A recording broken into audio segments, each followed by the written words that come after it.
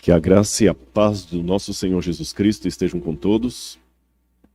Eu estou muito feliz por nós estarmos sempre estudando aqui a Palavra de Deus. E você que está acompanhando de casa, eu espero que você esteja gostando do conteúdo, esteja aprendendo da Palavra Santa de Deus e tendo a certeza de que se esse livro for verdadeiro, como eu acredito que é, as promessas que ele contém serão também verdadeiras e poderão alcançar você e sua família. Muito bem, meus queridos. Recapitulando o que nós vimos ontem, eu queria convidá-los a abrir agora a Bíblia em Apocalipse. Bom, primeiro Daniel, capítulo 7, versículo 25. Perdão.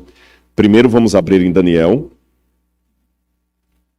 capítulo 7, versículo 25. E nós lemos aqui uma das coisas que o anticristo faria nos últimos tempos. Vamos recapitular os símbolos do anticristo que nós visualizamos aqui. Para Daniel, capítulo 7, o anticristo é um chifre pequeno, que cresce. E tem uma boca que fala blasfêmias contra Deus. No Apocalipse, capítulo 13, o anticristo é uma besta, um animal, que também tem uma boca que profere blasfêmias. E esta besta, esse animal, vai se juntar com a igreja, fazendo um poder opressor. Na carta de João, esse ser é chamado de anticristo, que eu expliquei que é aquele que é contrário a Cristo e assume o lugar de Cristo. E Paulo fala que ele vem junto com a grande apostasia, que é a quebra de relacionamento com Deus e a revelação do iníquo, do filho da perdição. Vamos ler agora Daniel capítulo 7, versículo 25. Na minha tradução diz assim: Ele falará contra o Altíssimo, oprimirá os santos do Altíssimo e tentará mudar os tempos e a lei. Nós vimos ontem como é que os tempos e a lei foram mudados por Roma. Isso aqui já ficou claro. Agora no Apocalipse capítulo 13, vai dar um desenvolvimento maior sobre isso. Apocalipse, capítulo 13, vai falar sobre a marca da besta que será colocada sobre toda a humanidade. E Apocalipse, capítulo 13, versículo 15, diz assim: Ele foi concedido poder para dar vida à imagem da besta, para que também a imagem da besta falasse e fizesse morrer todos os que não adorassem a imagem da besta. A todos os pequenos e os grandes, os ricos e os pobres, os livres e os escravos, faz com que lhes seja dada certa marca na mão direita ou na testa, para que ninguém possa comprar ou vender, senão aquele que tem a marca ou o nome da besta, ou o número do seu nome. Aqui está a sabedoria. Aquele que tem entendimento, calcule o número da besta, pois é número de ser humano. Esse número é 666. Nós lemos ontem aqui que o diabo, esse anticristo, ele é uma paródia de Deus. O que é uma paródia? Uma imitação barata, uma imitação vulgar. E eu fiz até um paralelismo comparativo com vocês aqui. Um falsificador de marcas, ele vai fazer uma bolsa da Louis Vuitton igualzinho à verdadeira, mas não da mesma qualidade. Ele vai usar material de segunda categoria, mas o bordado, o slogan, o símbolo ali é o mesmo da Louis Vuitton. Se você não tocar numa nem noutra, de longe, até um especialista não sabe dizer qual que é a Louis Vuitton, qual que é a falsificada. Mas quando você toca, você vê que o material não é o mesmo. É assim que o diabo faz com Deus, meus queridos. Ele imita a Deus, mas não a qualidade de Deus. E isso ele faz no Apocalipse várias vezes. Por exemplo, eu fiz menção ontem, mas eu quero ler hoje com os irmãos. Olhem aqui Apocalipse, capítulo 6, quando fala, capítulo 5, melhor dizendo, quando fala do cordeiro no trono de Deus, diz assim, Apocalipse capítulo 5, versículo 6.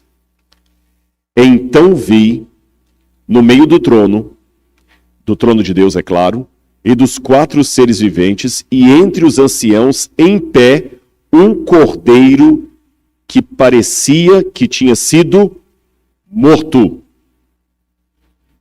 Ele tinha 7 chifres, bem como 7 olhos, que são 7 Espíritos de Deus. Agora vejam bem, o cordeiro parecia que tinha sido morto. Esfrazo é o verbo grego, dá a entender que ele foi degolado. O que João viu literalmente é como se fosse um cordeiro com a jugular aqui aberta, mas ele está vivo.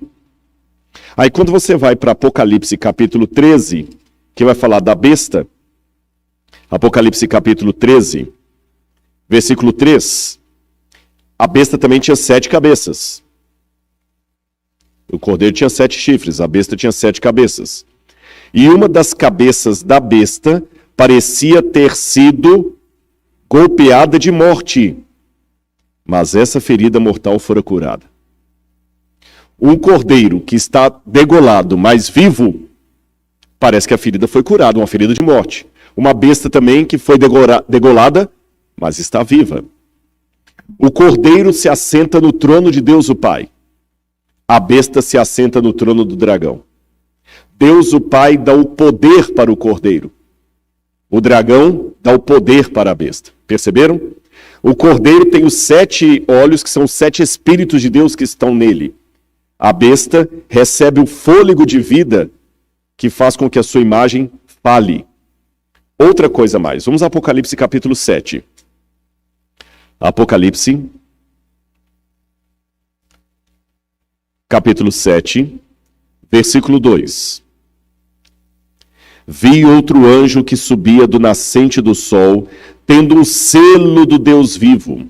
Ele gritou em alta voz aos 4 anjos, aqueles aos quais tinha recebido poder para causar dano à terra, dizendo: não danifiquem nem a terra, nem o mar, nem as árvores, até marcarmos com um selo a testa dos servos do nosso Deus. E no capítulo 13 nós vimos que a besta também marca a testa e a mão dos que vão receber a sua marca e o número do seu nome. Perceberam as ligações? Eu poderia passar várias outras aqui, mas os irmãos estão notando como é que sempre o inimigo no Apocalipse ele imita a Deus. Ele imita a Deus. Agora, se ele imita a Deus, ele faz uma paródia até da ordem de Deus. E eu fiz menção ontem que no Antigo Testamento nós lemos 2 passagens, uma do Êxodo, outra do Deuteronômio, onde Deus mandou que os judeus tivessem um resumo da lei colocado por frontal entre os olhos, isto é, na testa, o teflim, e também na mão, que eu falei que hoje os judeus até amarram na mão esquerda. E mostrei essa foto aí de um menino israelense, judeu, ali no Muro das Lamentações em Jerusalém. É muito comum, os que já viajaram comigo para Israel já viram isso lá, no Muro das Lamentações. Vocês lembram, a gente viu lá os judeus fazendo oração com um quipá na cabeça e uma caixinha preta na testa e uma tira de couro no braço aqui também, com uma outra caixinha preta aqui. Ele vai fazendo oração segurando aquilo. Por quê? Ele está cumprindo o pacto com Deus de ter a lei na testa e na mão. Aí chega o anticristo e também coloca a sua marca na testa e na mão. E por que na testa e na mão? A testa é o símbolo dos pensamentos, da razão, e a mão é o trabalho. Tá certo? Amar a Deus de todo o coração, de toda a tua mente, e de todo o teu entendimento, e de toda a tua força. Força, mente, coração. Agora, o que significa esta marca da besta que é colocada aqui? Nós podemos falar de várias coisas que seriam a marca da besta. Tem gente que pensa, como eu falei com vocês, que a marca da besta seria a vacina. Nessa polaridade de vacina, tem alguns teóricos da conspiração dizendo que a vacina é a picada da serpente. Eu não estou aqui entrando no mérito da questão se você deve tomar vacina ou não deve tomar vacina. Mas uma coisa eu estou afirmando, vacina não é a marca da besta.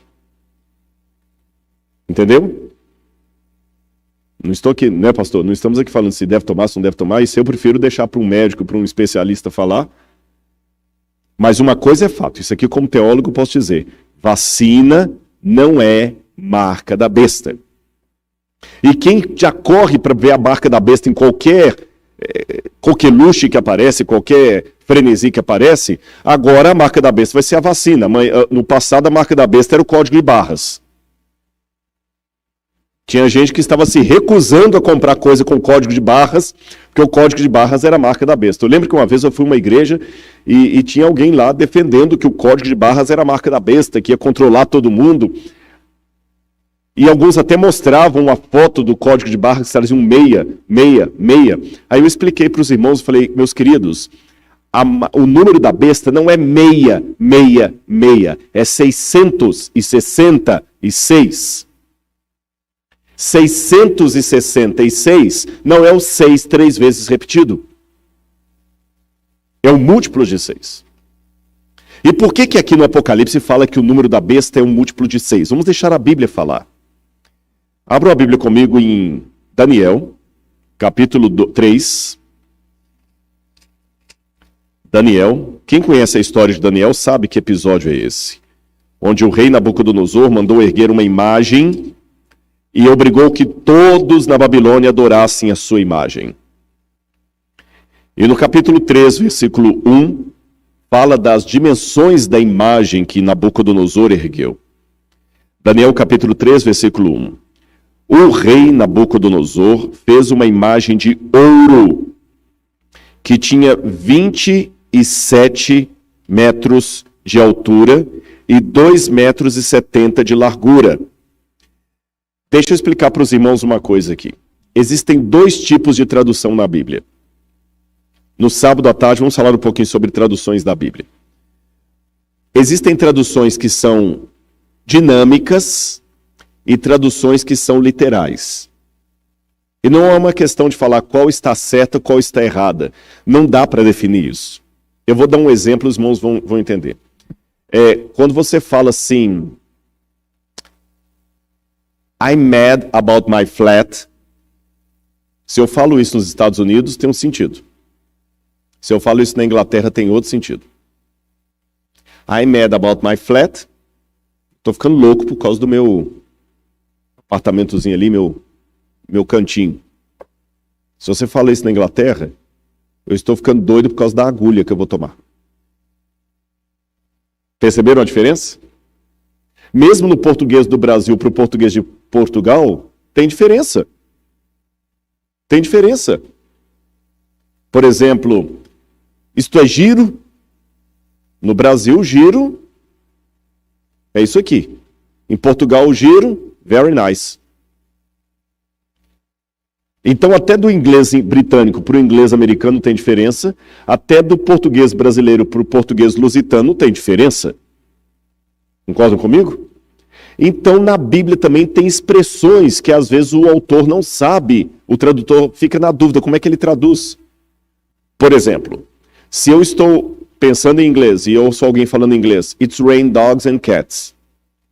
Se eu traduzir literalmente ao pé da letra, como eu tenho que traduzir? Está chovendo cães e gatos. Essa é uma tradução literal. Mas se eu quiser adaptar, vou falar, está chovendo muito. Aí vem alguém e fala o seguinte, está errada essa tradução. No original em inglês não tem a palavra muito, tem a palavra cães e gatos. Está errado traduzir está chovendo muito? Não. Essa é uma tradução dinâmica. Eu peguei o sentido da frase em inglês e já adaptei para o português. Uma tradução literal é aquela que pega palavra por palavra. Então, no original aramaico aqui de Daniel, não está 27 metros por 2,70 metros. Aqui nos Estados Unidos vocês usam muito pounds, milhas, yards, feet. E às vezes a gente tem que traduzir. Eu estava conversando com Josias. Eu estava conversando com ele, ele estava fazendo várias perguntas em inglês ali, e eu não lembro mais qual, ele perguntou da temperatura do deserto. Eu só sei falar em Celsius. Eu não sei falar em Fahrenheit. E ele não entende em Celsius, ele entende em Fahrenheit. Então eu tive que pensar em Celsius e para o celular aqui, e o pastor me ajudou a traduzir para Fahrenheit.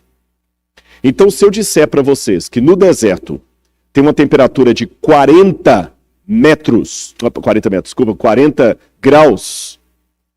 aí você vai traduzir para o inglês, você pode colocar 40 degree, ou você pode já adaptar para Fahrenheit e falar 100 degree. Mas eu não falei 100. Eu falei 40. Ficou claro isso para vocês? Então aqui apenas o tradutor fez uma adaptação, mas no original aramaico, o tamanho da estátua de Nabucodonosor é 60 côvados por 6. E esse número tem uma importância. Porque na Babilônia, a base da matemática da Babilônia era o número 6. Desde a época da Suméria, da Mesopotâmia ali, depois da Suméria veio o Elamita, os babilônios e tudo mais. Sabe como é que eles contavam? Eles não contavam como a gente, 1, 2, 3, 4, eles contavam assim, olha, 6, 12, 18. 24, 30, você entendeu? Eles iam fazer sempre múltiplos de 6. E cada parte do dedo aqui era um conjunto de 6. Então você ia computar a coisa e fazia isso. Dá tanto. E ele sempre falava em múltiplo de 6. E o 6 era um número sagrado na Babilônia. Era o número do panteão dos deuses da Babilônia. Era o número mágico de Marduk. Para os judeus, o 6 é o número da imperfeição. É o número incompleto. É o número humano, porque Deus criou o ser humano no 6º dia. Entenderam a questão do 6 para os babilônios? Sim ou não? Aí é por isso que no Apocalipse, o número da besta é o múltiplo de 6. 666. E a história do Apocalipse, como está narrada aqui a profecia, lembra muito Daniel capítulo 3, quando Nabucodonosor ergueu ali a imagem. Alguns acham que esse número da besta significa Kizar Neron, é uma referência ao imperador Nero. Mas eu não acredito nisto. Em primeiro lugar, porque quem criou essa forma de estudar a profecia de maneira pretérita, a profecia é apenas um cumprimento no passado, foi um homem chamado Francisco Ribeira, que era um sacerdote católico, numa época em que os protestantes reconheciam a falha da igreja na Idade Média. Então, para poder tirar essa sombra da igreja, Francisco Ribeira criou um método de estudo do Apocalipse que a gente chama de preterismo. Ele fala o seguinte: o Apocalipse não tem nada a ver com o futuro. Ele se cumpriu todo no tempo de João. Então a besta do Apocalipse é Nero, que perseguiu a igreja cristã.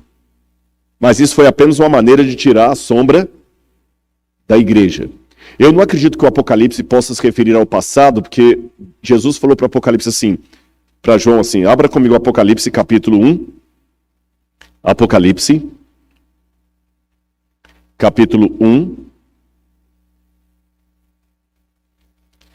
versículo 1. Revelação de Jesus Cristo, a qual Deus lhe deu, para mostrar aos seus servos as coisas que em breve devem acontecer. No original grego está assim, as coisas que em breve devem começar a acontecer.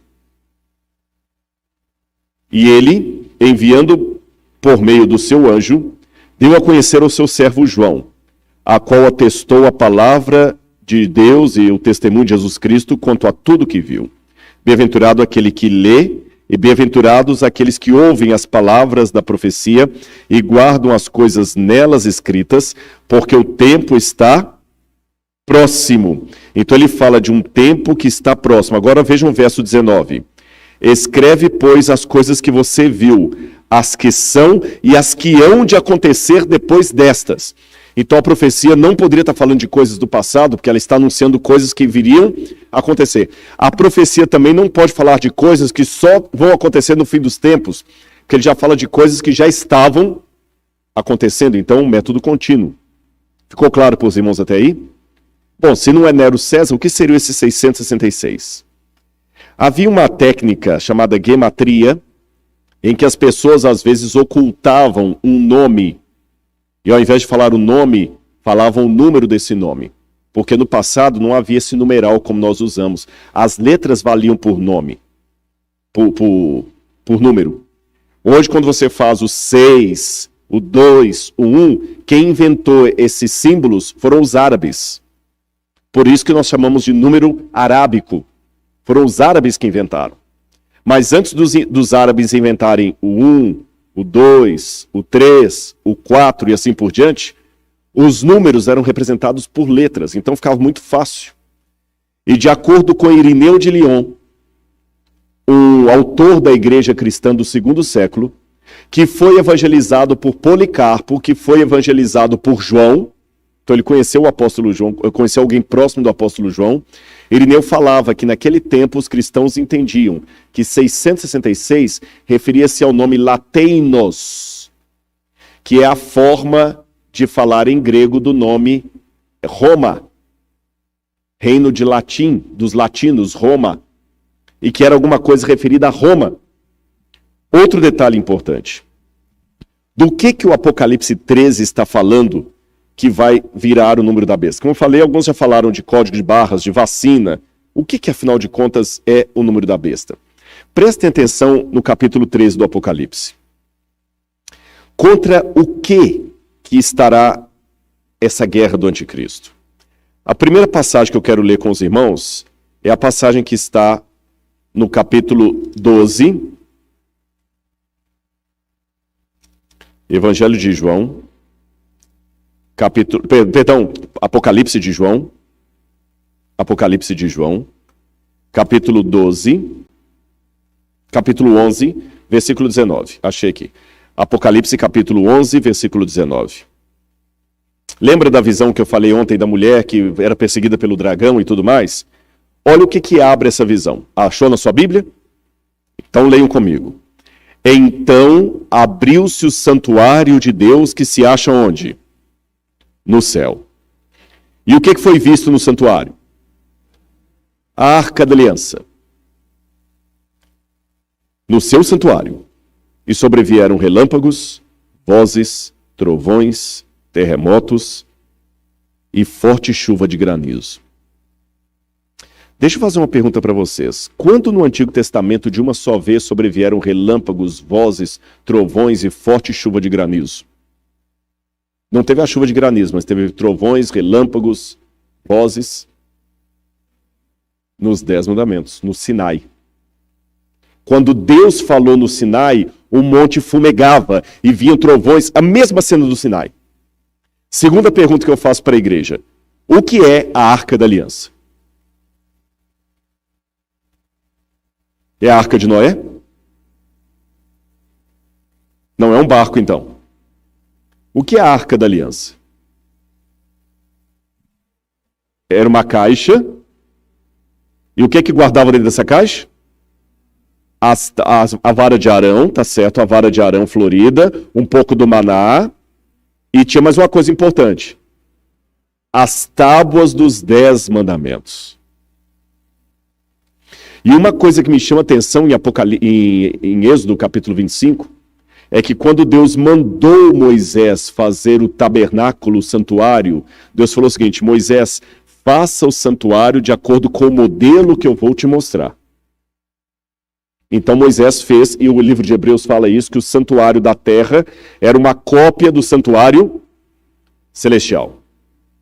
Então a Arca da Aliança que estava aqui era uma cópia da Arca verdadeira de Deus que está no santuário celestial. E o que João viu no Apocalipse? A Arca de Deus, onde? No céu. Agora eu faço uma pergunta para os irmãos. Muitos ensinam que a lei de Deus caducou na cruz. Que Paulo diz que a lei foi abolida. Se a lei caducou, o que foi que João viu aqui? João está lá no finalzinho. Será que ele viu a lei? Ou ele não viu a lei? Porque ele fala que eu vi a Arca da Aliança no céu. E logo depois que João vê a Arca da Aliança no céu, ele vê o dragão perseguindo a mulher. Depois que ele vê o dragão perseguindo a mulher, olha o capítulo 12, verso 17.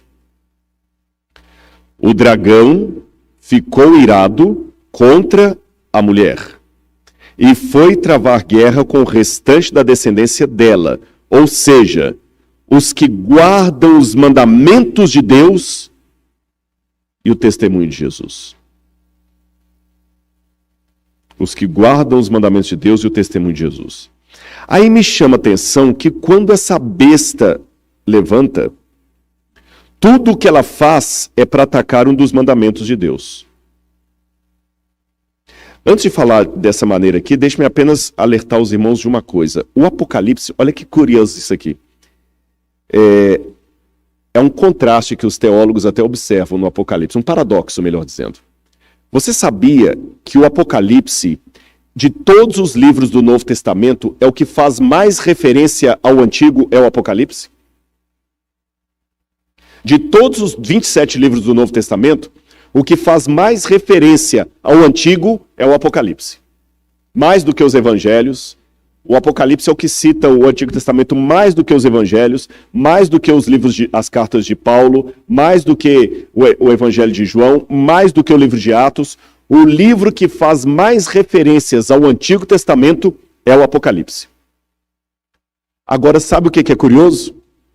Aí que vem o contraste.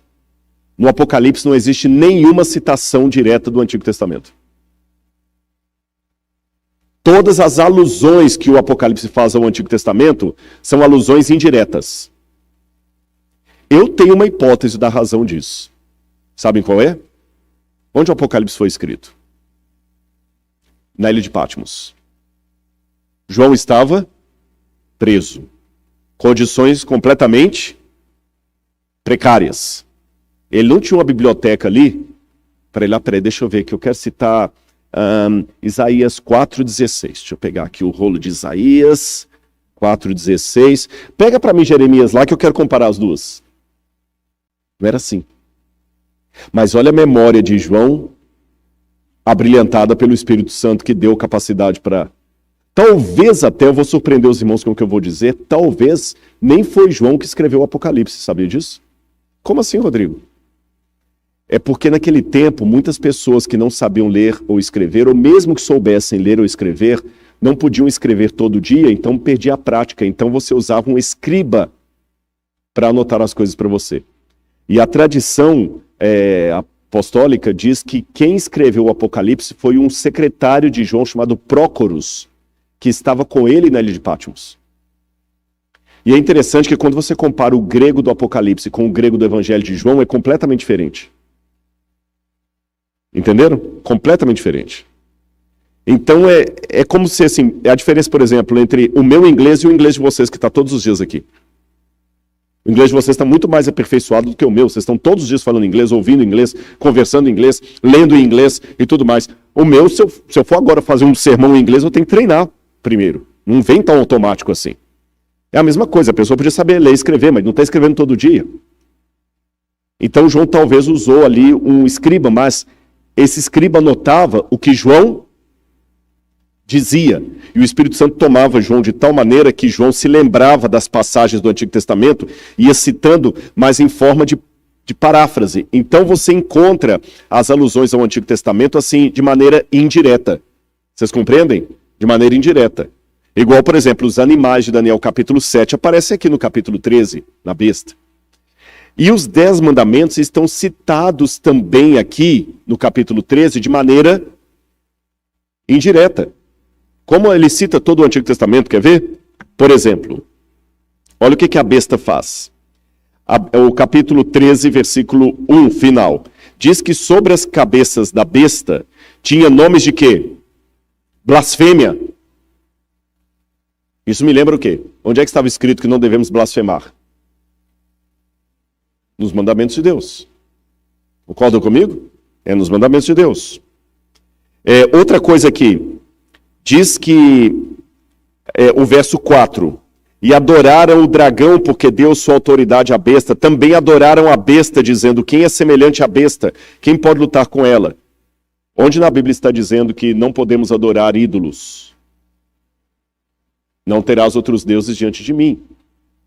Aí, na continuidade, diz que a segunda besta faz uma imagem para a primeira. Quer ver aqui, olha, capítulo 13,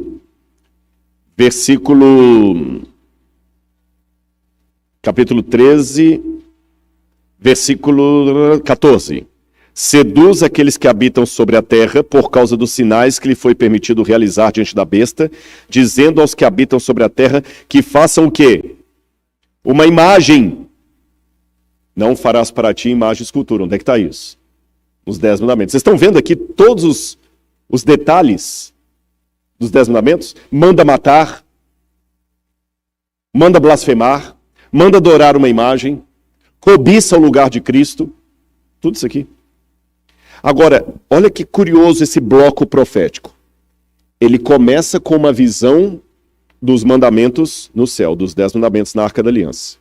Aí vem o dragão perseguindo a mulher. Os fiéis da mulher são chamados de aqueles que guardam os mandamentos de Deus e a fé em Jesus. Logo depois, vem a besta fazendo um monte de coisas que contraria a vontade de Deus. E aí, aqueles que vencem a besta são descritos no capítulo 14. No capítulo 14, versículo 6. Diz assim: Vi outro anjo voando pelo meio do céu, tendo um evangelho eterno para pregar aos que habitam na terra, e a cada nação, tribo, língua e povo, dizendo: temam a Deus e deem glória a Ele, porque é chegada a hora em que Ele vai julgar. E adorem aquele que fez o céu, a terra, o mar e as fontes das águas. Em que lugar do Antigo Testamento fala que Deus fez o céu, a terra, o mar e as fontes das águas? Em 2 lugares. Gênesis capítulo 1 e 2 e Êxodo capítulo 20. O Salmo também faz referência. Mas direto assim, o céu, a terra, o mar e Êxodo capítulo 20. Onde fala para guardar o sábado como lembrança de que Deus fez o céu, a terra e tudo mais. E tem uma coisa que me chama a atenção, irmãos. Eu não sei como é aqui nos Estados Unidos, como é em Cabo Verde. Mas no Brasil, geralmente, os documentos, quando você assina um contrato com alguém, eu fiz uma firma com você, no final, você tem que fazer em cada folha um visto, e no final você tem que assinar e reconhecer firma. Você vai num cartório e ele bate um carimbo provando que aquela assinatura é sua mesma. Essa assinatura geralmente vem no final do contrato. Na época do Antigo Oriente Médio, sabe como é que eram os contratos entre um rei superior e um rei inferior? Ele começava geralmente assim. Eu tenho vários paralelos para mostrar para vocês, por exemplo, entre os hititas. Faziam assim. Eu vou fazer o Eric, por exemplo. Vamos supor que eu sou o rei superior. O Eric é o rei vassalo. Aí, os contratos que a gente encontra na arqueologia trazem assim. Ô Eric, eu sou o rei Rodrigo, que ajudei o seu país quando você estava sendo atacado pelo seu inimigo. Eu emprestei o meu exército para você e defendi você. E agora então faço com você um acordo, uma aliança. Você não deverá fazer isso, você não deverá me atacar, você deverá me pagar imposto, você deve fazer isso. Eu dou uma série de cláusulas para ele. E no final, as cláusulas são complementadas com uma refeição. Agora, sabem o que acontece no meio das cláusulas? Eu digo quem eu sou como autoridade. Eu ponho o meu selo. Pena que eu esqueci de trazer essa foto para vocês, senão eu vou mostrar. Eu mostro amanhã a foto de um tablete com inscrição cuneiforme e no meio está o selo. Aí no meio das cláusulas eu digo assim, porque eu, Eric, sou o rei todo-poderoso de Boston. Aquele que tem poder sobre todas essas terras e a maior riqueza de todos esses lugares. Quando eu digo assim para ele, aí depois eu continuo dando mais regras. E no final, a refeição. Vamos recapitular? No início, na introdução, eu digo para ele o que eu fiz. por ele, correto? Aí começam as cláusulas. Na metade das cláusulas, eu digo quem eu sou, o poder que eu tenho para poder fazer aquele contrato. Coloco mais cláusulas e no final uma refeição para fechar aquela aliança. Todo mundo entendeu como é que funcionava? É assim que estão os 10 mandamentos. Os 10 mandamentos começam justamente assim. Eu sou o Senhor teu Deus, que te tirei do Egito, da casa da servidão. Olha o que eu fiz por você. Aí começam as cláusulas. Vamos lá, Êxodo capítulo 20. É bom falar e ler no texto bíblico. Às vezes a gente fala de cor e não pega tudo.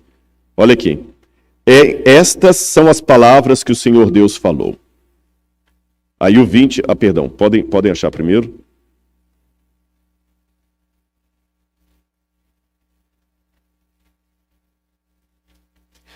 Então, capítulo 20, versículo 1.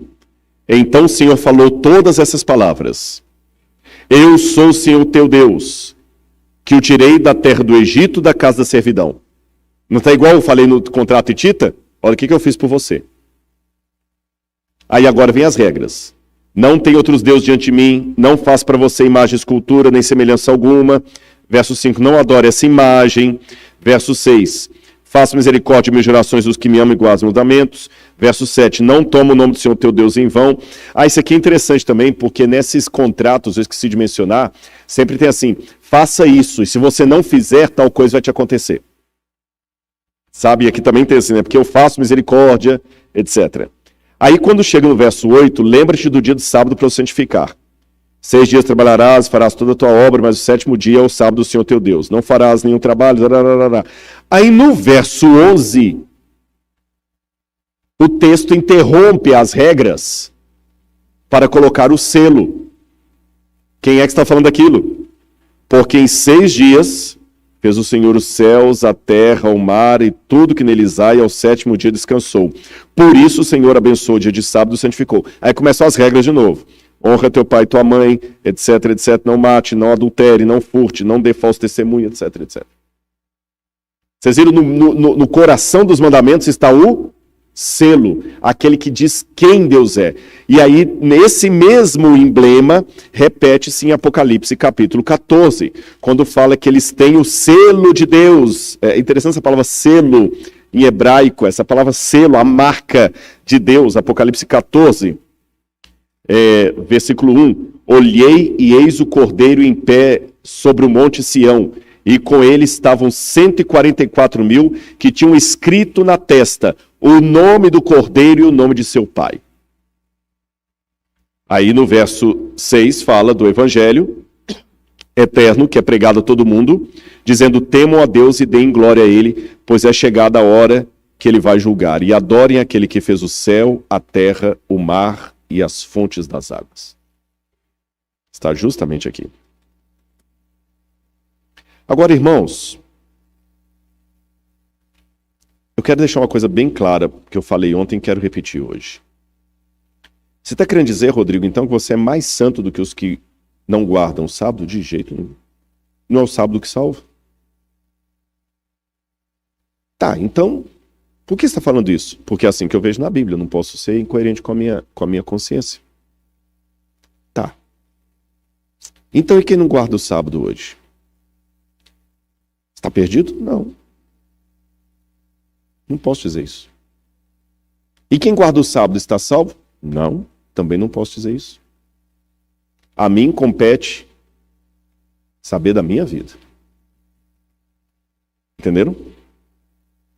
Não sou eu que posso julgar ninguém. Não sou eu que posso me sentir superior a ninguém. Eu sei que tem maneiras erradas de guardar o sábado. Uma delas, eu falei ontem, é guardar por legalismo. Aí alguém pode falar, tá, mas então como é que esse negócio, o sábado hoje em dia é tão complicado hoje, como é que se guarda? Eu vou explicar aos irmãos como. Eu vou falar do jeito errado e do jeito certo. O jeito errado. Havia uma família de adventistas que guardavam o sábado. E no sábado não podia fazer nada. Aí o menininho falava assim, papai, que legal, você está em casa hoje, não pode... Vamos brincar? Não, hoje não podemos brincar. Por quê? Hoje é sábado. Aí a mãe, para ajudar as crianças a entender, falou assim, hoje é o dia feliz. Hoje é o dia feliz? Ah. Pai, sobe comigo na árvore. Então não pode, porque hoje é sábado, hoje é o dia feliz. Ah, tá. Pai, então vem pra cá ficar... Não pode, porque hoje é o dia feliz. Papai tem que ficar na igreja o dia inteiro. Aí quando dava 2 horas da tarde, me falava assim, pai, falta muito para acabar o dia feliz? Entenderam a questão? Essa forma de guardar o sábado apenas na base do não pode, não pode, não pode, não pode, não pode, é a maneira judaica. É a maneira farisaica. É a maneira que não agrada a Deus. Quem estava no sermão, acho que de domingo, eu expliquei uma coisa que aconteceu com os judeus depois do cativeiro da Babilônia. A lei de Deus antes do cativeiro da Babilônia era algo para proteger o povo de Israel. Mas quando eles saíram do cativeiro da Babilônia, eles ficaram com tanto medo de voltar para lá que eles falaram o seguinte: a lei não é uma cerca que nos protege, é algo que precisa ser protegido. Entenderam a diferença? É igual aquele pai que luta tanto para comprar o carro e quando compra o carro fica com ele guardado na garagem porque tem medo de colocar na rua, alguém riscar e tudo mais. O carro tá lá, mas o carro não pode ir com a família. Não vou levar meu carro para lá, não vou sujar meu carro na lama, não vou arriscar meu carro. Não vou lá porque lá não tem lugar de estacionar o carro. Pai, vamos passear, vou estrear o carro. Não vamos ficar em casa. Por que não? Porque lá não tem lugar de estacionar, não vou botar o carro. Aí a família fica com saudade quando eles andavam de ônibus. Aí não é o cara que tem o carro, é o carro que tem a pessoa. Sabe aquele negócio, você não sabe se é o cachorro que abana a cauda ou a cauda que abana o cachorro? Os judeus fizeram isso, eles pegaram os mandamentos de Deus e colocaram uma cerca em torno dos mandamentos. Aí, por exemplo, começaram a raciocinar. Tá, no sábado não pode fazer nada. E se eu quebrar um galho de árvore no sábado? Eu tô como é que fala quando você está podando? Então coloca aí um acréscimo. No sábado ninguém deve subir em árvore. E se a mulher estiver olhando no espelho no sábado e vir um cabelo branco e querer arrancar? Ela está fazendo cabelo no sábado, então não pode. Mulher não pode. Isso tudo está na lei judaica, na Mishnah, você tem tudo isso lá na Mishnah. Não pode, mulher não pode olhar no sábado no espelho. Se você tiver com a coisa na mão direita e ela cair, você só pode pegar com a mão esquerda. Não pode andar mais do que uma milha sabática. Um monte de regras. E eu amo Israel. Mas isso não significa que eu concorde com tudo em Israel. No Shabat, por exemplo, lá o elevador vai parando de andar e andar porque o judeu não pode apertar o botão no sábado. Não pode acionar o interruptor da energia. Não pode atender celular. Não pode um monte de coisa. Com todo o respeito que eu tenho pelo povo judeu, mas essa é a maneira que Jesus criticou, falou o seguinte: vocês são hipócritas. Se um boi de vocês cair no sábado no buraco, vocês não tiram? E eu não posso curar essa filha de Abraão? Jesus passou lá no lugar onde estava o trigo, lá, colheu umas espigas. Não pode, é sábado. Davi não entrou lá e não comeu dos pães, por que eu não posso comer? Eu sou o Senhor do sábado. Então, quando Jesus falou assim, eu sou o Senhor do sábado, ele não quis dizer assim, menosprezando, quer dizer, desculpa, eu sou o dono do sábado. O dono aqui sou eu. Igual uma vez eu vi um vídeo desse aí de uma rádio lá em Belo Horizonte, lá que um deputado era dono da rádio, o radialista chamou o opositor dele para a rádio lá, para dar uma entrevista. Ele entrou, falou assim, não, fulano de tal não vai falar aqui hoje não. Ei, peraí, desculpa, eu estou no meu programa aqui, você não pode entrar. Assim, por que eu não posso? A rádio é minha. Eu sou o dono da rádio. Eu tenho que pedir licença para entrar na minha rádio? Então quando ele falou o seguinte, eu sou o dono do sábado, eu sou o Senhor do sábado. Eu sou Deus. Esta é a maneira errada. Outra maneira errada de guardar o sábado é ser exclusivamente adventista no 7º dia. Eu não confunda adventista do 7º dia com adventista no 7º dia. Porque a minha vida é a única doutrina adventista que muita gente está lendo lá fora. A primeira doutrina adventista que muita gente vai ler lá fora é a vida do adventista que trabalha com ele. Entenderam? Me sentir superior. Não é por aí. Agora, qual seria uma maneira que eu considero correta de guardar o sábado? Eu vou dizer aos irmãos qual. Quantos aqui são casados? Muito bem. Eu não vou colocar ninguém em trouble Mas eu espero que você se lembre da data de aniversário do seu casamento. Tem alguns que falam assim. Sabe aquela chargezinha? Amor, eu já vi, tem que fazer de lene aqui, viu? Uma vez uma chargezinha, uma assim, amor, você mudou a senha do Wi-Fi? Mudei, querido. Qual que é? A data do nosso aniversário de casamento. Só mostra o cara parado assim. Vai perguntar qual é?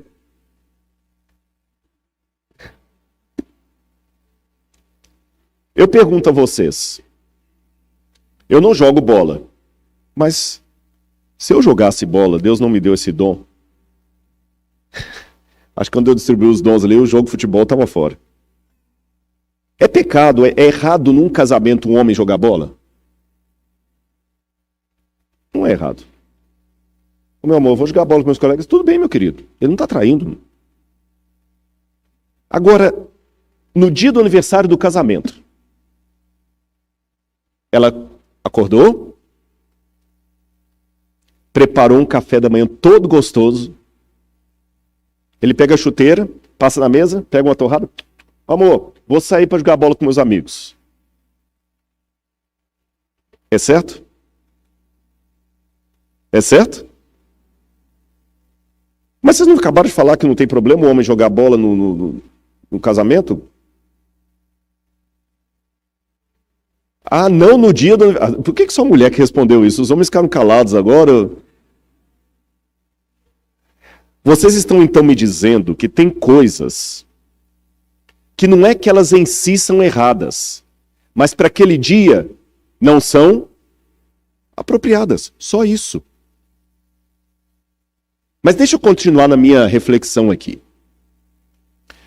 O dia do aniversário do casamento só tem sentido numa única e exclusiva condição. Qual é?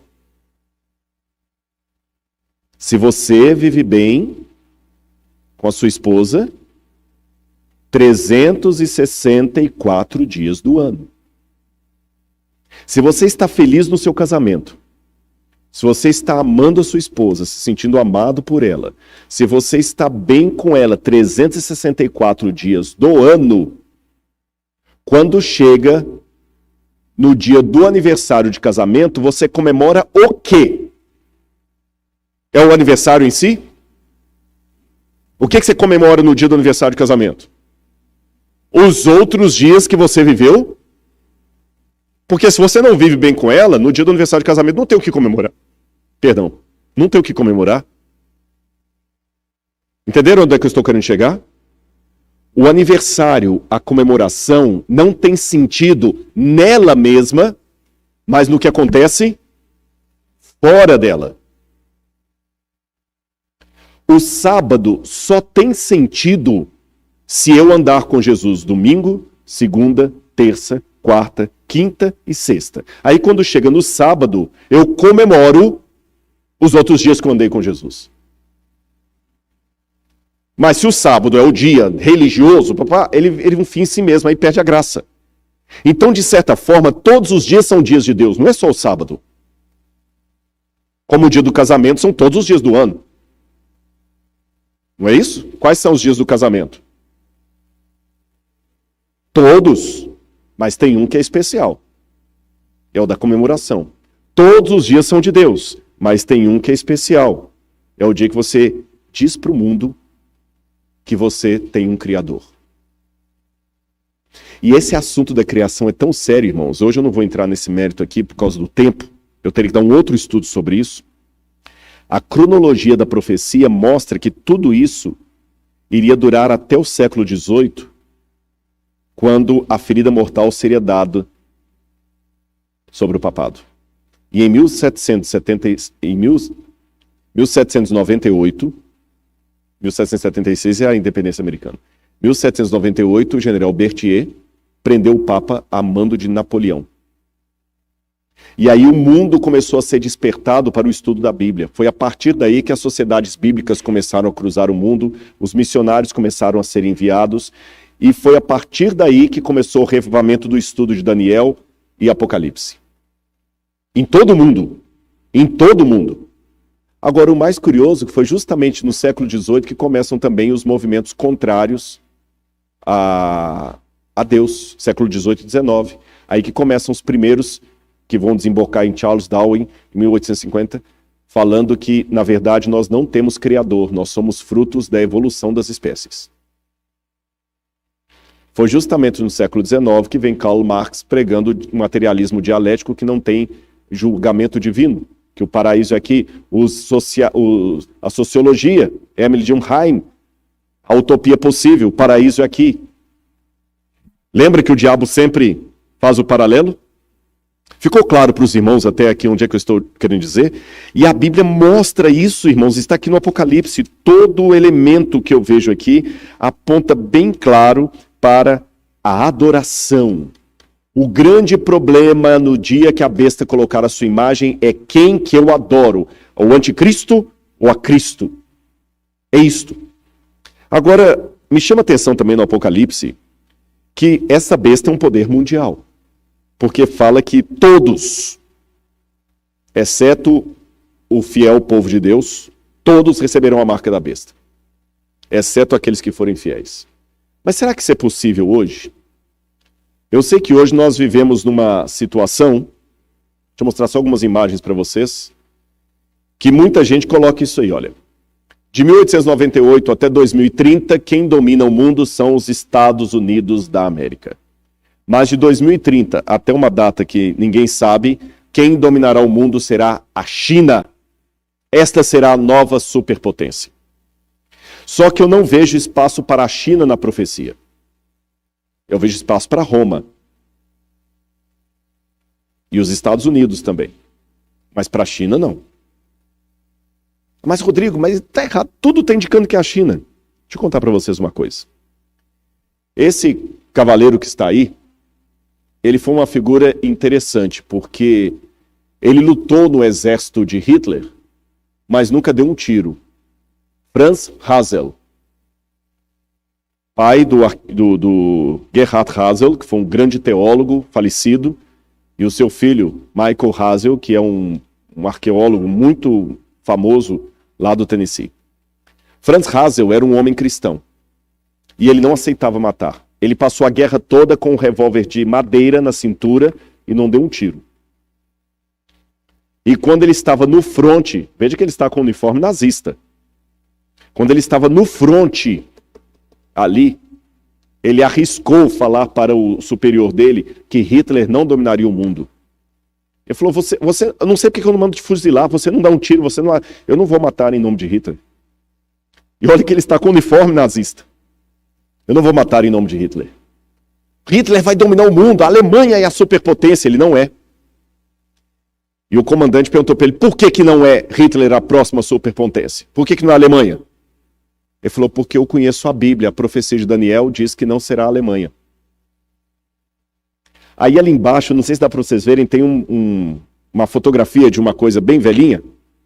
Aquilo ali foi o rascunho que ele abriu a Bíblia no livro de Daniel, capítulo 2 e capítulo 7, e começou a mostrar a estátua de Daniel e os animais de Daniel. Falou assim, olha, Daniel falou que primeiro vinha a Babilônia, depois a Medo-Pérsia, depois a Grécia, depois Roma, e Roma se tornaria um reino dividido. E quando Roma se tornasse um reino dividido, aí a pedra que vai bater sobre esse reino dividido é a volta de Jesus. Então não tem espaço para a Alemanha aqui. A Alemanha é apenas uma das divisões do Império Romano. Na época todo mundo riu da cara dele. Mas o fato é que hoje a Alemanha nem exército tem, você sabe, né? Nem exército a Alemanha pode ter. Não é a superpotência do mundo. Quando eu comecei a estudar essas profecias, irmãos, eu fui com a cara e a coragem. Eu não era nem batizado na igreja, eu tinha 12 anos de idade. Eu fui lá no colégio onde eu estudava, e eu ia estudar à noite, no ano seguinte eu ia estudar à noite. E eu cheguei para o diretor, que era um homem ateu, comunista, e falei com ele, professor, eu não quero vir sexta-feira à noite porque eu vou entrar para a igreja adventista, eu vou guardar o sábado e tudo mais. E ele riu assim na minha cara. Sábado? O que é isso? É porque está na Bíblia. E, gente, imagina, um menino de 12 anos de idade. Como é que é isso? Eu falei, não, porque vai ter um decreto, eu tenho que guardar o sábado. Nós vamos vomitar um monte de coisa nele lá. Ele deu uma risada. Falou assim, nunca vai acontecer. Quem domina o mundo hoje é a União Soviética. é a União Soviética e Estados Unidos, a União Soviética vai tomar o poder. Aí eu virei para ele e falei assim, olha, professor, eu não sei como, mas a União Soviética vai cair. Ele deu uma gargalhada, falou assim, eu vou te liberar só porque você é um rapazinho muito audacioso, mas isso é bobagem. A União Soviética existe hoje? Então, irmãos, eu não sei como será o futuro, mas eu sei que a China não vai dominar o mundo.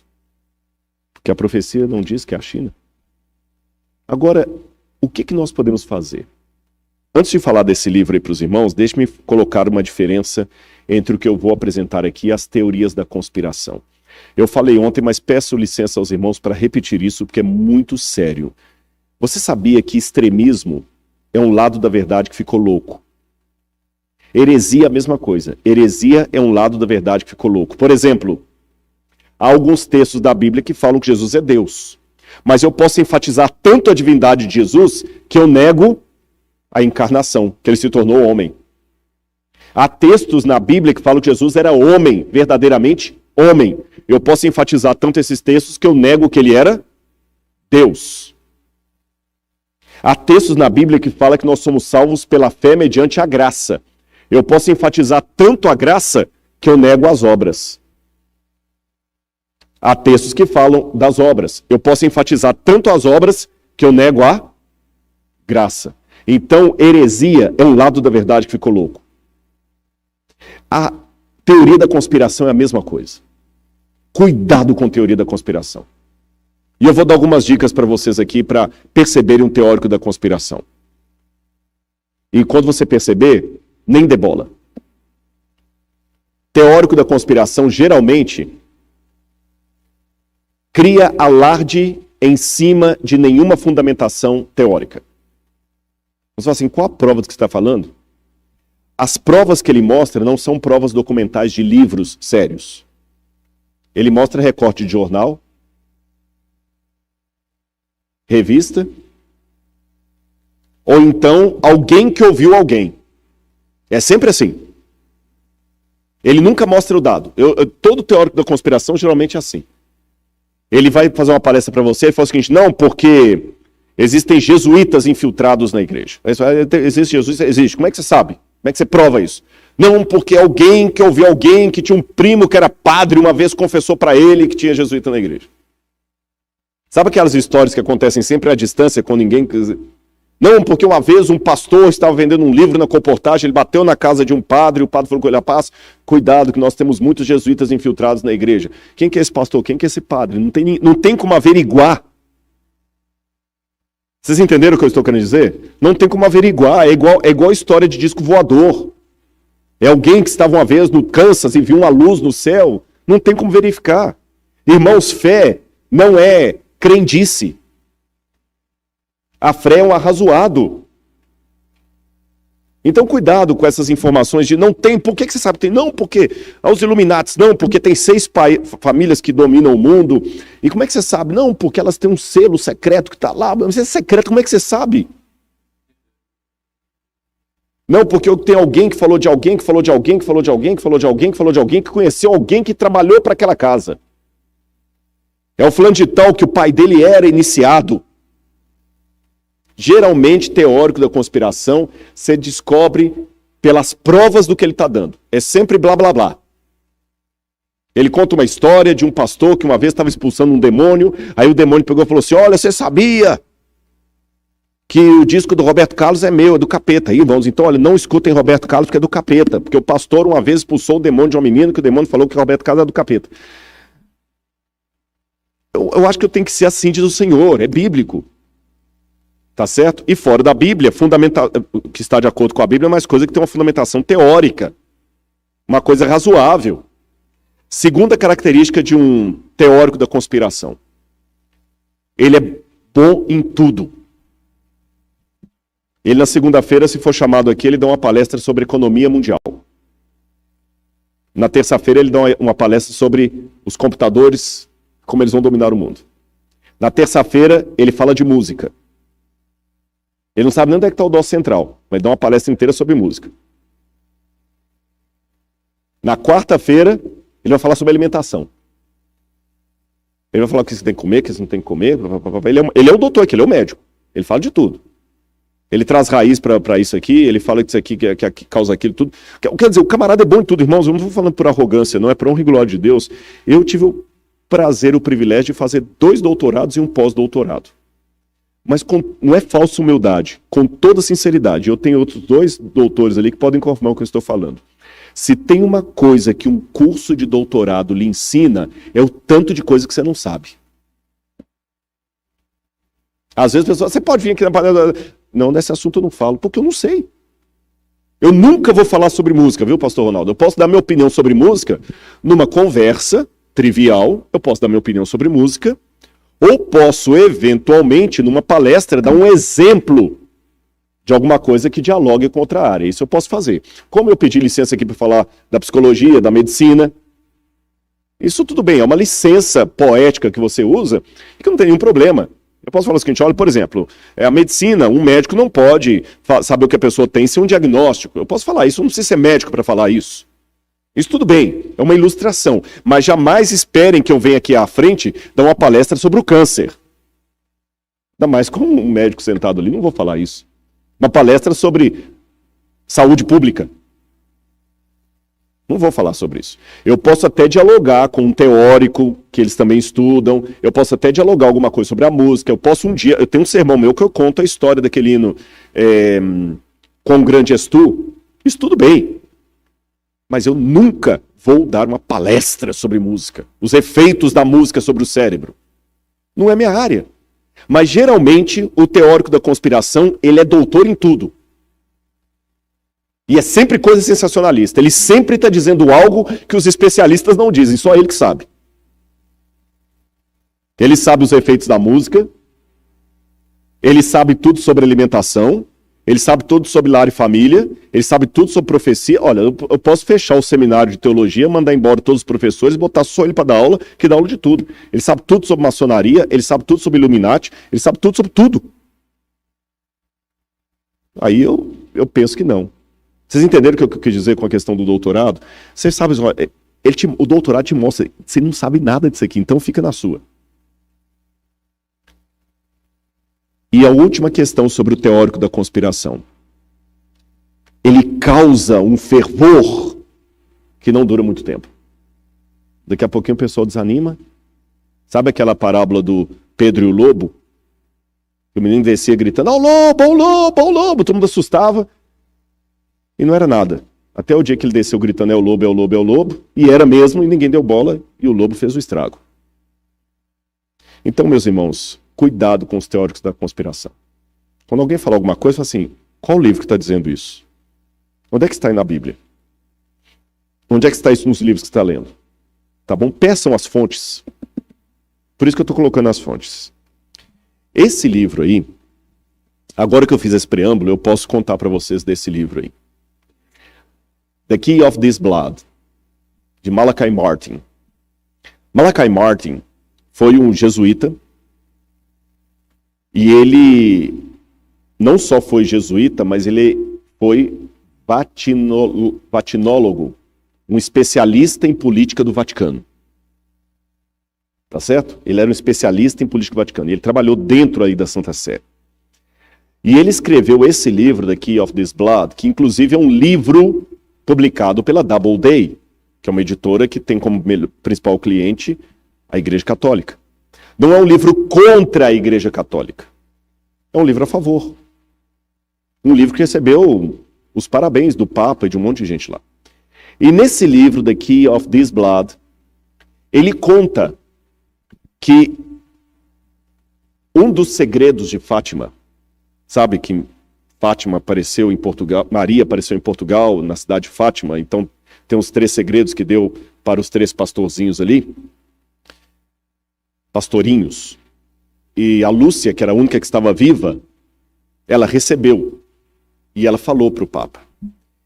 E o Karol Wojtyła, esses dias eu pedi a alguém que fala polonês para me corrigir a pronúncia, Karol Wojtyła, que era o nome do Papa, ele sofreu muito na mão do comunismo na época da Polônia. Ele foi bispo de Cracóvia. Ele já tinha um trauma do comunismo. E quando ele soube que um dos segredos de Fátima seria o fim do comunismo, ele assumiu seu pontificado dando uma mensagem. Eu vou reformar a igreja e vou acabar com o opositor da igreja, que é o comunismo.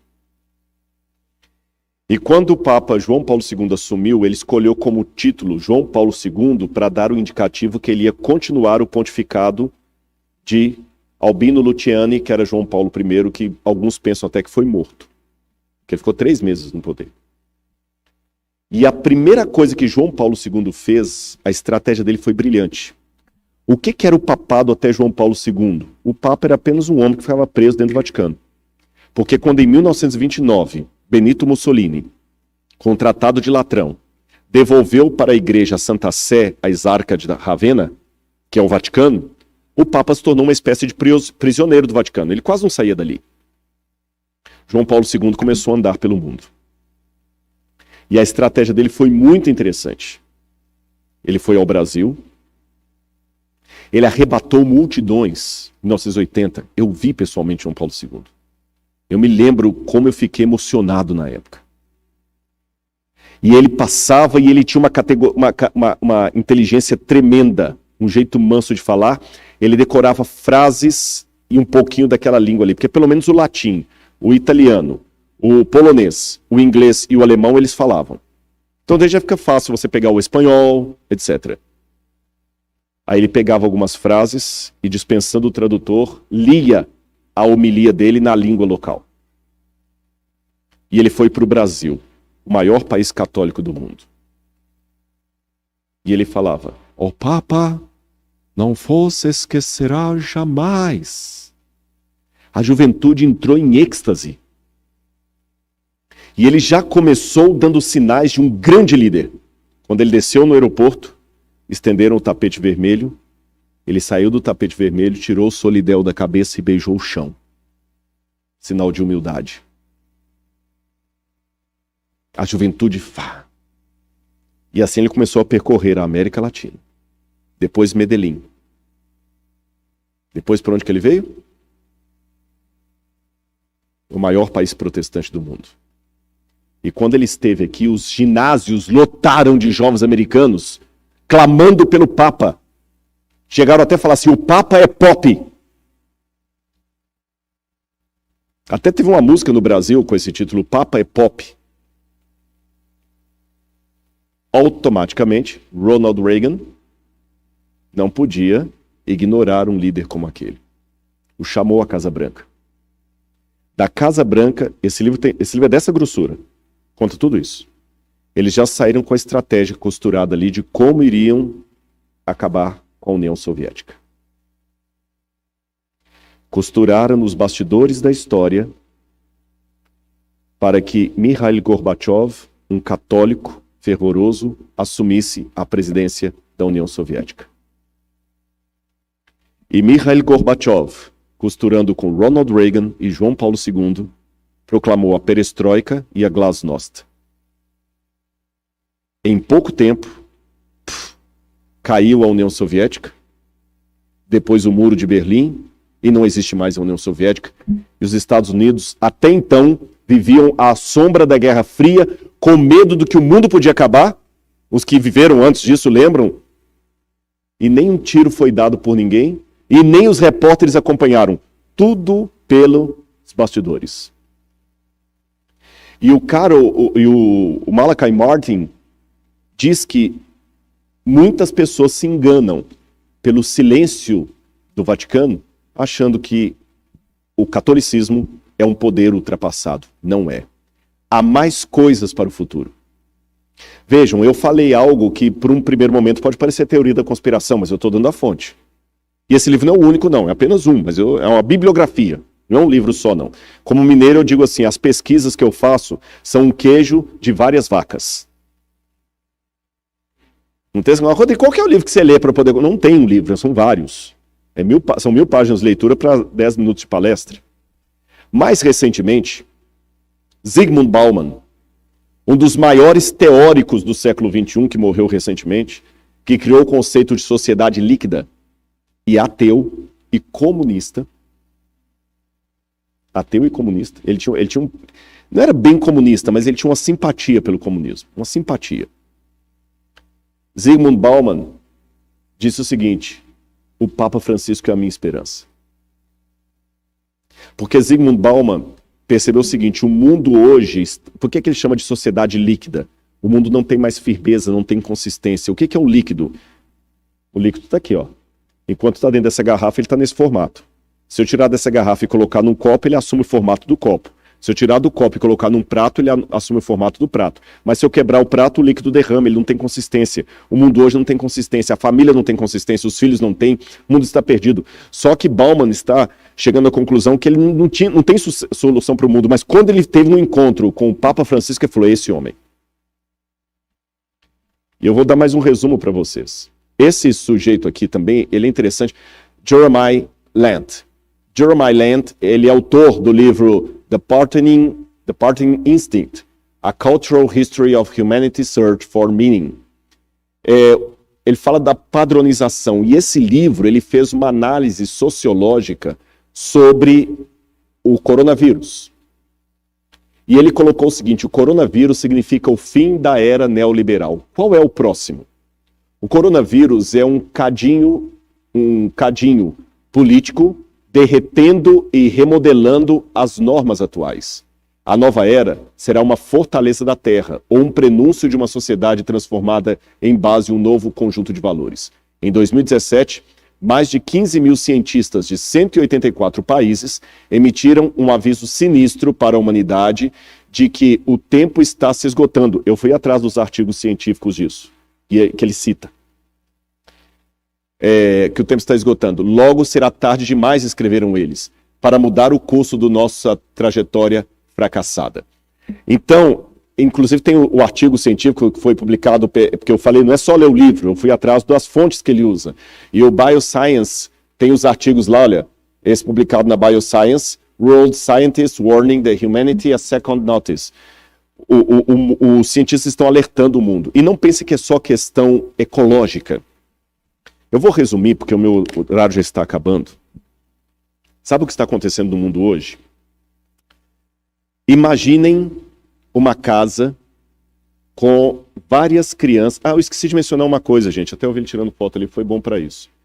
Não, mas o que eu falei, você me ajudou aqui agora. Há vários dias que eu estou ensaiando dizer para vocês que eu vou deixar os PowerPoints da semana todos salvos no computador da igreja, e quem quiser pode pegar lá, tá bom? Traga só um pendrive, eu não sei se o pastor tem que mandar por e-mail, ele é pesado, não sei se vai por e-mail. Mas se alguém trouxer um pendrive, eu posso dar todos os slides para vocês, viu? Obrigado, pode tirar foto à vontade também, não estou recriminando não. Mas é que às vezes, puxa, ele passou o slide, eu queria tomar aquele versículo aqui, aquela passagem ali, aí vocês tragam um pendrive, era para ter dito isso desde anteontem, eu esqueci, agora que eu vi ele tirando foto, eu lembrei disso, tá bom? Eu não tenho ciúme de PowerPoint não, tem gente que não gosta, mas para mim não. Posso dar à vontade, clique nos links lá, etc. Lembrando, é claro, que eu só estou dando aqui uma pinceladinha das bibliografias. Mas continuando o que eu estava dizendo, imagine por um instante uma casa cheia de objetos cortantes, objetos inflamáveis, pontiagudos e 5 crianças hiperativas dentro dessa casa, sem nenhum adulto para colocar ordem no cenário. Já imaginou a tragédia? Sangue para todo lado. Pois essa parábola que eu acabei de criar aqui agora, isso é uma parábola. É a maneira mais didática que eu encontro para explicar para vocês, à base de tudo que eu tenho lido dos acadêmicos, qual é o futuro, qual é o estado atual do mundo. Leiam também esse livro do Yuval Harari, 21 lições para o século XXI. Esse livro, A Estrada para o Futuro, do Bill Gates, que é mais antigo, e outros mais que eu poderia citar aqui. Eu vou dizer para vocês qual o significado das crianças hiperativas numa casa com objetos cortantes, pontiagudos e inflamáveis. A primeira criança imperativa que está... E lembrem, crianças que estão numa casa sozinhas sem nenhum adulto, nenhum pai para botar moral. É um perigo, não é? Primeira criança imperativa do mundo. Internet. Quem controla? Ninguém. E a pior ameaça para o seu filho pode estar no quarto dele, no computador ou no celular. Lembra da baleia azul? Ensinando as crianças a suicidar? Na internet você pode colocar de pedofilia a armas nucleares. Você pode ensinar na internet. Isso que eu não estou entrando na Deep Web. A Deep Web é pior ainda. A Deep Web é como se fosse o basement da internet, onde os hackers conseguem entrar para se reunir e ali eles fazem de tudo. De tudo. E cada dia que passa você sabe que o seu destino está sendo controlado por algoritmos de internet. Eu recomendo vocês, eu não coloquei a imagem ali, que assistam também o documentário O Dilema das Redes. Em português é O Dilema das Redes. Eu não sei como está em inglês. Se alguém conseguir achar o nome em inglês aí, eu posso passar em inglês. Em português é O Dilema das Redes. Vou dar um exemplo para você. Você já entrou em alguma página que fala assim, você tem que clicar assim, I'm not a robot. Aí você clica ali. Qual que é o nome em inglês? The Social Dilemma. The Social Dilemma. Aí você clica lá, eu não sou robô. Aí logo em seguida, ele aparece em 6 quadros. E fala assim, aponte os quadrinhos que tem um semáforo. Sabe por que você faz aquilo? A inteligência artificial está sendo elaborada e ela está em evolução. Você está treinando a inteligência artificial para reconhecer de maneira mais rápida elementos, cada vez de maneira mais sofisticada. Então, quando você está conversando sobre cachorro com seu colega, e quando você abre o celular, começa a aparecer um monte de propaganda de ração para cachorro, não é coincidência. Os algoritmos conseguem até sugerir o que você deve escolher e até prever a sua escolha. Quem controla a internet? Um hacker pode acabar com a bolsa de valores. Hoje fala-se muito do cyber security, mas eu queria falar do terrorista, cyberterrorismo, terrorista cibernético. Primeira criança, internet. Quem controla? Ninguém. Segunda criança, ecologia. Eu sei que se eu entrar no mérito aqui, a Amazônia é do Brasil ou não é do Brasil, isso dá uma polêmica. Mas o fato é o seguinte, se a Amazônia pegar fogo, o mundo inteiro passa aperto. Se os Estados Unidos não diminuírem a emissão dos gases, as calotas vão derreter. As calotas vão derreter. Quem controla tráfico? Quem controla os crimes ecológicos? Ninguém. É uma criança imperativa. Terceira criança hiperativa. Tráfico de drogas e de armas. Quem controla isso em nível mundial? Ninguém.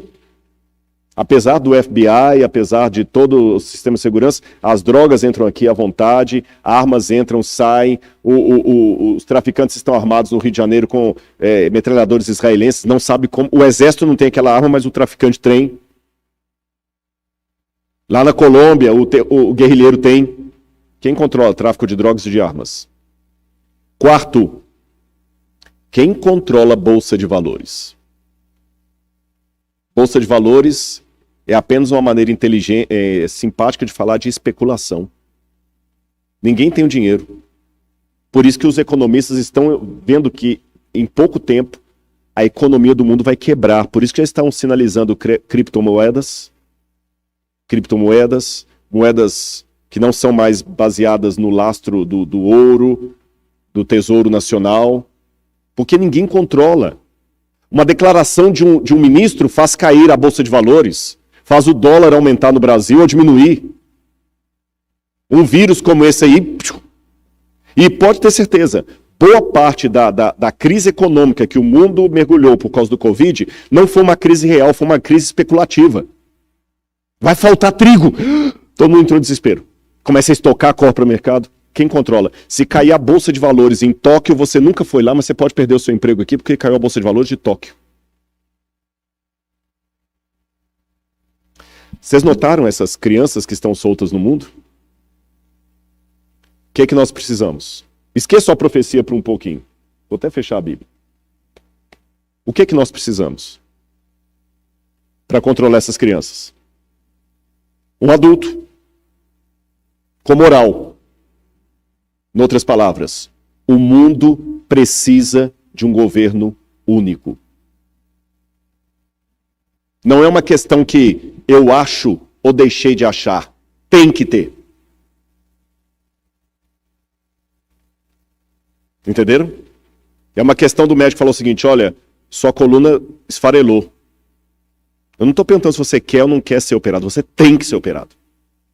E agora? A veia do coração entupiu. Não estou perguntando se você quer ou não quer. Tem. Não é a sua opinião que estou perguntando, estou te dando informação. É apenas saber quando e quem vai assumir. Tem que ter um governo único. Uma vez que eu falei isso na internet, alguém falou assim, Rodrigo é globalista. Não, não sou. Eu estou apenas admitindo uma realidade. E esse governo único vai ter que fazer a magia de manter a soberania nacional de cada país conjugada ao interesse global, porque nós não podemos nos dar ao luxo mais de ser brasileiros, americanos, chineses ou ingleses, porque o que cada país faz afeta o mundo inteiro. Então precisamos de leis universais, governo mundial, para controlar bolsa de valores, para você não ser ameaçado por causa da declaração de um ministro lá atrás, para controlar a alta dos preços ou a baixa dos preços, alguém que consiga controlar a internet de tal maneira que você não tenha problema com um camarada com um site lá em Taiwan, mandando pornografia para sua filha em Washington. Alguém que consiga falar com o governo, pare com as emissões de gás e o governo tem que obedecer. E a ONU não... Esqueça a ONU nunca fez esse papel, a ONU é apenas um emblema, uma figurinha, a ONU não tem moral para nada. Tanto é que a ONU não conseguiu resolver nenhum problema dos palestinos com os israelenses. Então o que estão se costurando agora? Assim como na época que Malachi Martin falou, estavam buscando um governo mundial, perdão, a queda do comunismo, agora também, enquanto eu estou falando, reuniões estão sendo feitas. Eu não sei quais, porque se eu soubesse quais, eu teria que ter uma fundamentação, senão eu caio na teoria da conspiração. Eu sei que coisas estão acontecendo.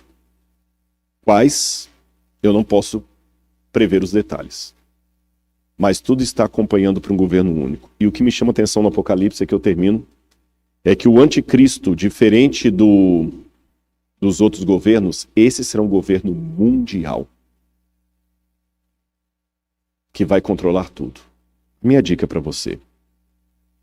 Quando você vir que esse governo está mundial, ligue o pisca-alerta. Se houver uma lei que, por exemplo, ninguém pode abrir nada no domingo, eu não vejo problema, não abro. Na Bíblia não tem nada me obrigando a abrir no domingo. Agora, quando alguma lei, seja ela qual for, se interpuser entre um mandamento de Deus e a decisão do governo, posso lhe dar um conselho de irmão? Desobedeça. Questão de vacina, não tem nada na Bíblia que me obrigue a vacinar ou não vacinar. Então, cada um tem. O pastor falou um dia num vídeo que deu uma polêmica, e é isso, né? Olha, você tem o direito de não contaminar, a gente tem o direito de não querer ser contaminado. É uma questão de consciência.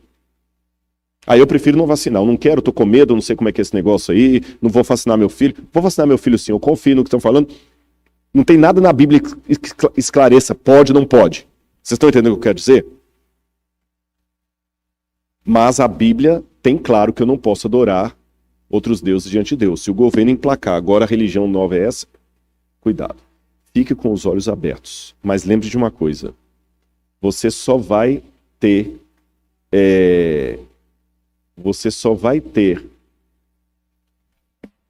condição de sobreviver nesse último tempo se hoje você andar com Jesus. E com relação às pessoas que nem sabem disso aqui que o Rodrigo está falando. Bom, Jesus falou que ele tem ovelhas que não são desse aprisco. E Apocalipse, capítulo 18, tem uma promessa. Apocalipse, capítulo 18. Depois dessas coisas, vi descer do céu outro anjo que tinha grande autoridade. A terra se iluminou com sua glória. Então exclamou com potente voz, dizendo: Caiu, caiu a grande Babilônia. Ela se tornou morada de demônios, refúgio de toda espécie de espírito imundo e esconderijo de todo tipo de ave imunda e detestável. Pois todas as nações beberam do vinho do furor da sua prostituta. Com ela se prostituíram os reis da terra, também os mercadores da terra enriqueceram à custa de sua luxúria.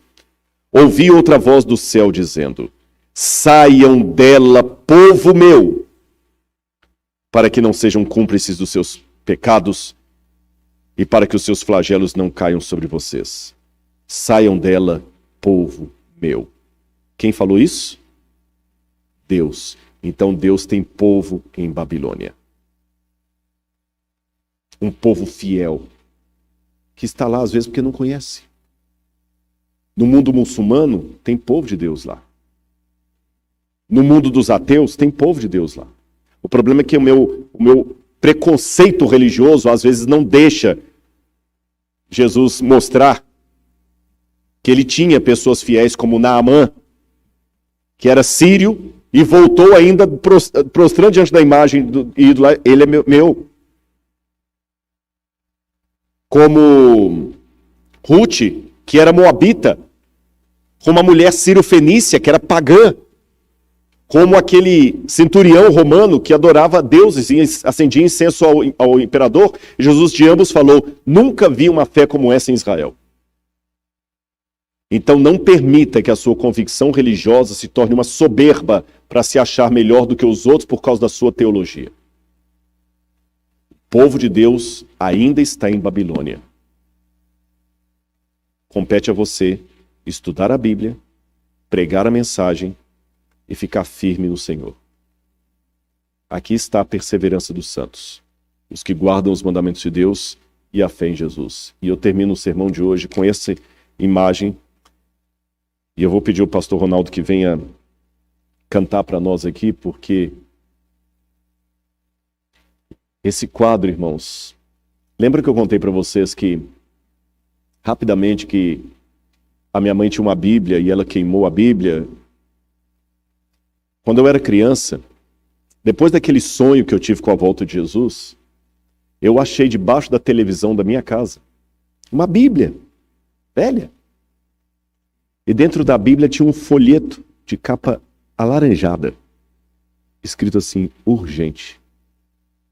Eu já estava aprendendo a ler nessa época. E eu ficava lendo dentro do folheto, tinha essa imagem, essa foto. E estava escrito assim: olhe bem para essa imagem. Observe os detalhes. É Cristo voltando como ele prometeu. Agora você já está preparado. E tem uma decisão a tomar. Colocar-se neutro é colocar-se em oposição. Cristo vem, prepare-te. Irmãos, eu ficava namorando essa imagem. Pode tocar, bonito. Eu ficava namorando essa imagem como um adolescente apaixonado pela primeira vez. Olha os detalhes. Hoje a gente nem desenha mais assim, essas roupas nem são as roupas que usamos mais hoje. Mas eu ficava vendo os anjos, o detalhe do carro capotado. Estou olhando aqui agora, parece até que eu estou de novo, com 8 anos de idade, 9 anos, por aí. Eu abri aquela Bíblia, nem tinha vontade de ler porque não tinha desenho. Aí eu me lembro que um dia o meu pai falou: o que você quer de presente de aniversário? Eu falei: pai, eu quero uma Bíblia. Mas eu quero uma Bíblia com ilustração. Aí ele me deu: você tem certeza que é isso? Não vou te dar outra coisa, eu quero. Aí ele me deu uma Bíblia igual a essa aqui. Não é exatamente igual a essa, mas com ilustração como essa grande aqui. E eu ficava vendo as fotos. E também olhava para o folheto. Ah, meus queridos, eu vou dizer para vocês do fundo do meu coração, você pode até discordar de algumas coisas que eu falei, mas não duvido da minha sinceridade. O que eu mais quero é ver aquele dia.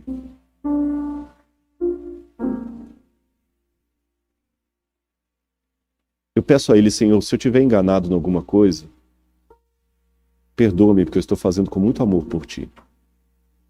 Se eu estiver certo, usa-me com Teu Espírito. Mas como eu quero ver aquele dia? Eu quero ver Jesus voltando. E eu quero ver você ali comigo. Não dá nem para imaginar como vai ser. Mas eu quero falar, Senhor, eu estou aqui. Eu cheguei. Faça essa decisão na sua vida hoje também. Porque aquele menininho de 9 anos virou um pregador. Eu não sei quanto tempo ainda vou esperar. Eu não sei quanto tempo. Eu calculo. Tudo está preparado. Eu vou falar mais sobre isso amanhã e sábado. Que entre 10 anos é o suficiente para montar tudo isso que eu falei com vocês. Vocês viram 2030 lá? Mas eu também não posso bater o martelo. Senão eu vou estar dando data para a volta de Jesus. Mas eu só sei que eu quero que Ele venha logo. Porque eu amo Jesus. E amo meus irmãos. Não importa o que você está passando. Não importa a dor. Eu posso não saber qual é o seu dilema. Mas acredita em mim. Fica firme com Ele, é isso que basta. Não deixe nada, nem ninguém, tirar você do caminho de Deus. Eu quero ir para o céu com você. E eu estou sendo muito sincero. Com todos vocês. Em nome de Jesus. Amém.